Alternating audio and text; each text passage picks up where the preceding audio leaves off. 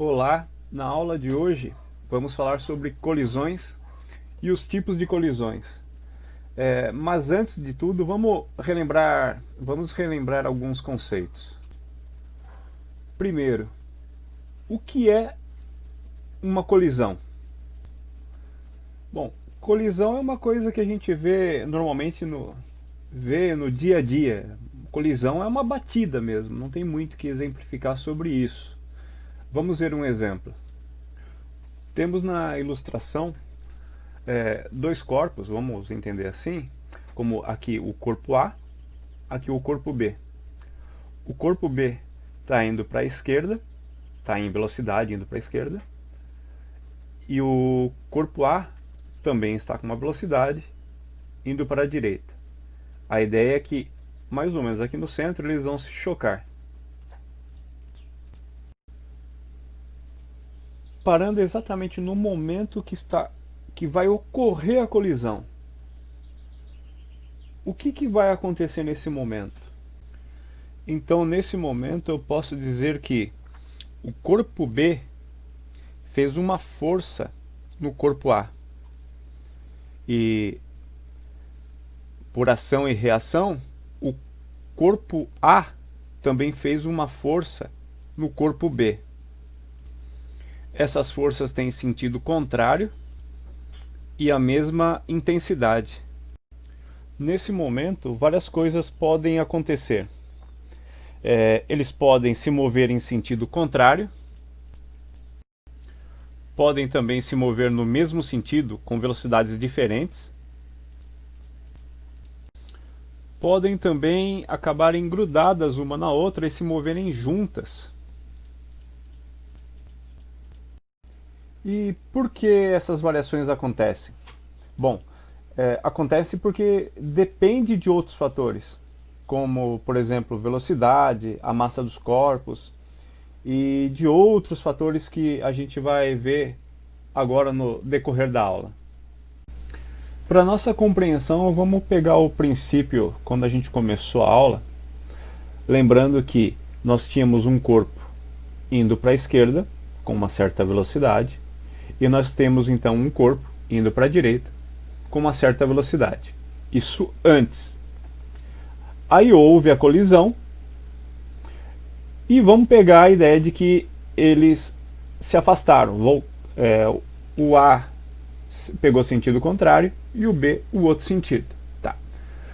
Para não haver confusão na hora de poder fazer um cálculo, vamos entender que aqui é a velocidade antes. Então é muito comum, para não ter que ficar escrevendo aqui velocidade início e velocidade final, vamos colocar então aqui, é muito comum você encontrar essa linha. Então a gente vai chamar de VA linha e VB linha. Então, em outras palavras, podemos dizer que nós temos aqui então a velocidade antes e nós temos aqui então a velocidade depois. Vamos pegar o momento da colisão, tá? Aquele momento que eles vão se chocar aqui. Nesse momento da colisão, existem apenas forças entre os corpos. Forças internas, a gente pode dizer que é forças internas do sistema, ou seja, entre esses dois corpos. Então, na direção do movimento, no caso, esse movimento horizontal, que é onde está tendo a colisão, temos apenas as forças que B fez em A e a força que A fez em B. A gente não tem outra força agindo aqui nesse caso. Aí você pode dizer assim, por exemplo, tá, mas e a força peso e a força normal? Vamos lembrar que a força peso e a força normal, ela não é na horizontal, ela é na vertical. Então ela não vai atuar nesse momento. Ou seja, a peso e a normal, elas não estão na direção do movimento. Então, nesse caso, a gente vai pensar que esse sistema entre esses dois corpos é um sistema isolado. E, sendo um sistema isolado, o que vale só é o que está acontecendo entre eles. E com isso, nós temos a conservação da quantidade de movimento do sistema. Entendemos então que a quantidade de movimento antes é igual à quantidade de movimento depois. E isso vale para qualquer tipo de colisão. Vamos continuar e vamos falar agora sobre o coeficiente de restituição, ou simplesmente o Ezinho aqui.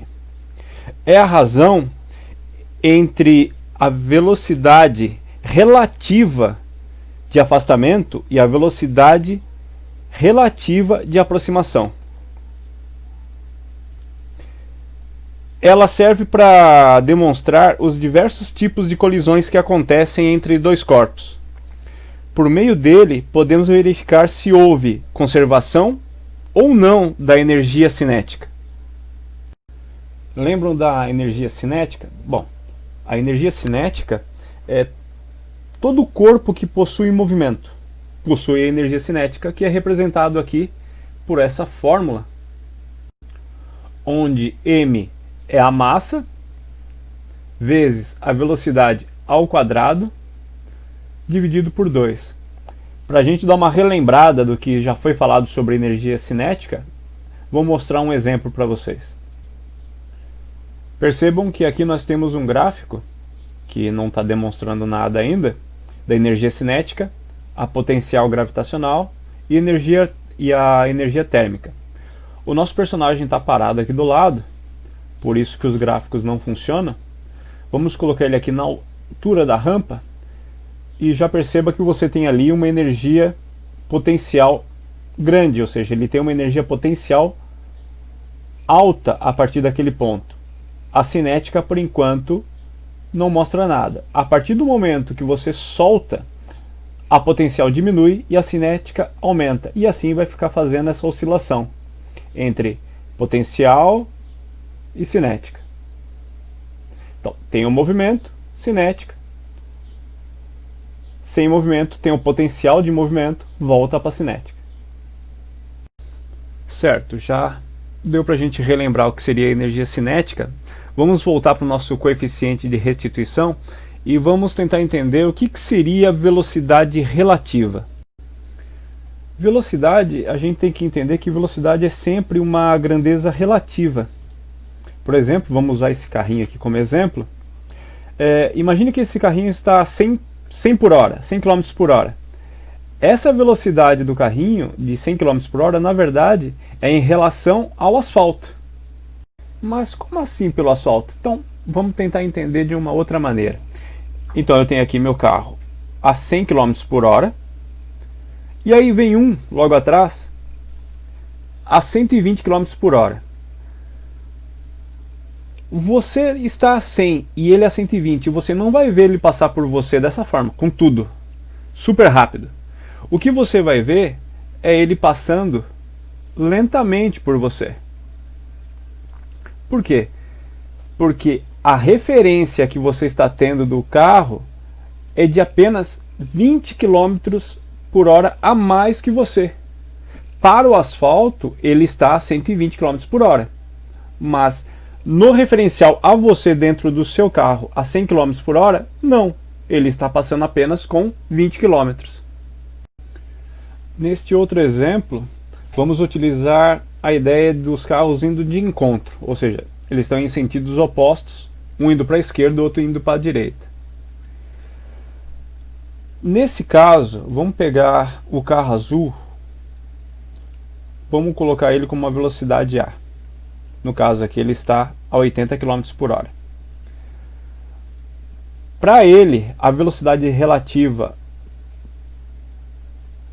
é a velocidade com que ele está e mais a velocidade do outro veículo. Para o asfalto, cada veículo está com a velocidade relativa de 80 km. Mas para esse motorista, a velocidade relativa para ele em relação ao carro B é de 160 km.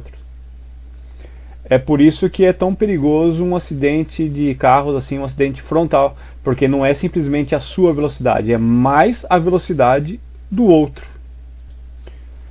Nesse exemplo abaixo, a velocidade relativa para esse carrinho, em referência ao carrinho B, ele está 80, o carrinho B está a 100. Então, para ele, a velocidade relativa é de 20. Então, seria a velocidade de A menos a velocidade de B. Então, esse carrinho aqui estaria se afastando deste carro de 20 em 20 km por hora. Vamos analisar essa situação. Nós temos os corpos indo de encontro, um para a direita e outro para a esquerda. O corpo de velocidade A, ele está a 2 metros por segundo, o B a 4 metros por segundo. Houve então a colisão, e após a colisão, o corpo A se afastou com uma velocidade de 3 metros por segundo e o corpo B se afastou com uma velocidade de 1 metro por segundo. Utilizando a nossa fórmula de coeficiente de restituição, temos aqui a velocidade relativa de afastamento. Então, nesse momento, depois é que elas estão se afastando. Então, nós temos aqui a velocidade de 3 e 1. Então, na parte de cima, a velocidade de afastamento, 3 mais 1. Embaixo, precisamos da velocidade de aproximação. Aqui é a velocidade de aproximação, onde eles vão se colidir. De aproximação um ao outro, o primeiro aqui está a 2 metros por segundo, o outro a 4, então 2 mais 4. Fazendo essa conta, nós temos aqui 4 sobre 6, que vai dar aproximadamente 0,67. Vamos para essa outra situação. Nós temos de novo os dois corpos indo de encontro, a 2 metros por segundo e 4 metros por segundo. Vão se colidir, só que dessa vez vai acontecer uma outra coisa. Eles vão se colidir, mas vão permanecer juntos, vão permanecer grudados um no outro. E aí vamos ter uma velocidade do conjunto de 1 metro por segundo. Certo, nesse caso, a velocidade de afastamento é zero, porque, pode ver, se eles estão indo juntos para o mesmo lado, não tem afastamento, eles estão juntos, então a velocidade de afastamento é zero. A velocidade de aproximação é o 2 e o 4, 6, então vai ficar 0 sobre 6, e o resultado é zero. Vamos então classificar os tipos de colisões que temos. A elástica, parcialmente elástica e inelástica. Vamos ver como funciona a colisão elástica. Temos aqui antes dois corpos indo de encontro, um com 2 metros por segundo, o outro com 4. Há a colisão entre eles, e após a colisão,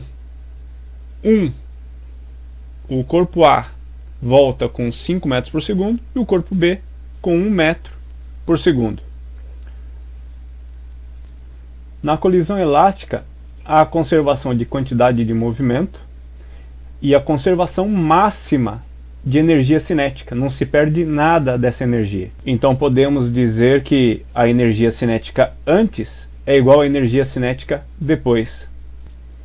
Ela tem o coeficiente de restituição E igual a 1. Porque nós temos aqui então o depois, né? 5 mais 1. O antes, 2 mais 4.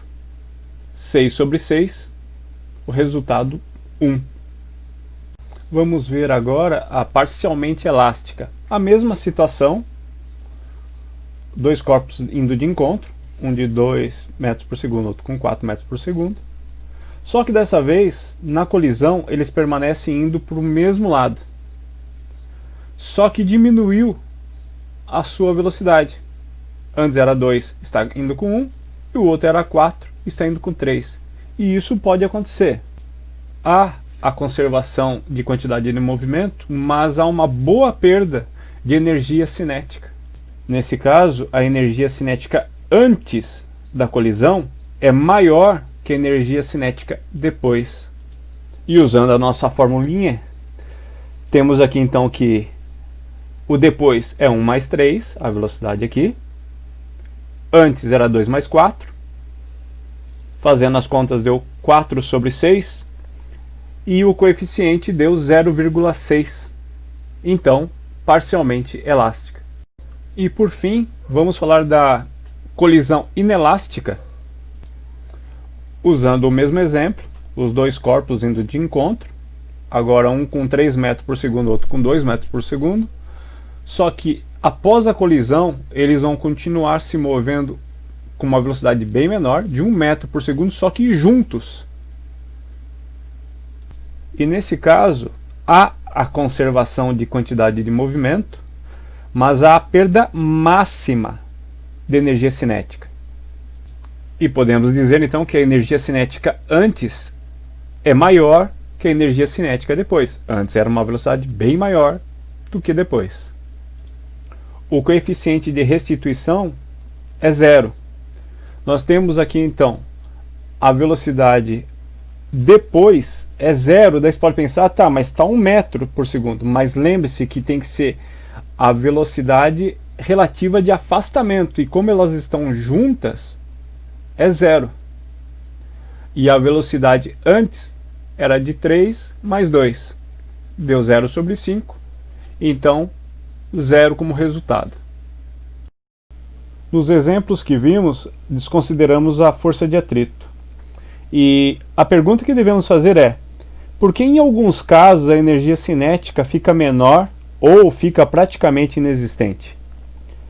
Vamos então entender que em uma colisão, os corpos cheios de energia a dissipam em outras formas de energia. Energia sonora, energia térmica, calor.